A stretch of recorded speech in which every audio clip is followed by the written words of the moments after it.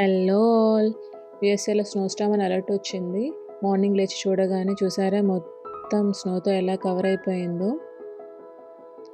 అందుకే ఈ చల్లని వెదర్కి వేడివేడిగా ఆలూ పరాటా బ్రేక్ఫాస్ట్ ప్రిపేర్ చేస్తున్నాను నేను. స్నో స్టార్మ్ అని అలర్ట్ రాగానే ఫ్రైడే రోజే వెళ్ళి గ్రాసరీస్ ఇంకా కావాల్సిన ఎసెన్షియల్స్ అన్నీ తెచ్చేసుకున్నాను.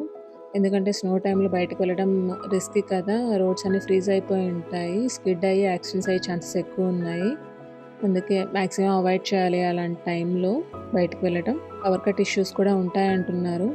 సో అందుకే మొత్తం ల్యాప్టాప్, ఫోను, పవర్ బ్యాంక్స్ అన్నిటికీ ఫుల్ ఛార్జ్ పెట్టాను.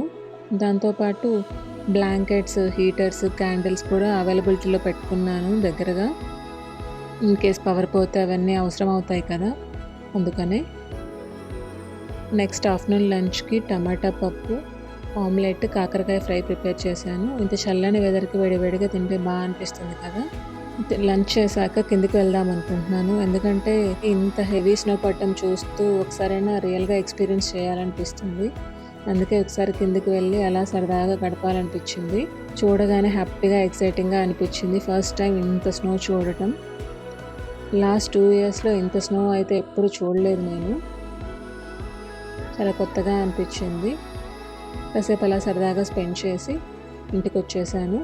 ఇంత చలికి బయటకు వెళ్ళొచ్చాక ఒక కాఫీ పడితే ఎంత హాయిగా ఉంటుందో కదా. అందుకే వేడివేడిగా ఫిల్టర్ కాఫీ ప్రిపేర్ చేసి ఎంజాయ్ చేస్తున్నాను నేను ఈ వెదర్కి.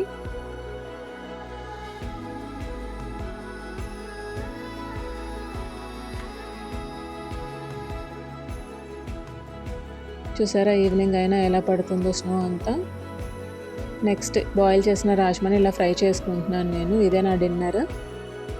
ఇది నా ఫస్ట్ టైం స్నో ఎక్స్పీరియన్స్. చాలా కొత్తగా, హ్యాపీగా, ఎక్సైటింగ్గా అనిపించింది. ఈ వీడియో మీకు నచ్చిందా? నచ్చితే లైక్ చేయండి, షేర్ చేయండి, కమెంట్ చేయండి, సబ్స్క్రైబ్ చేసుకోండి.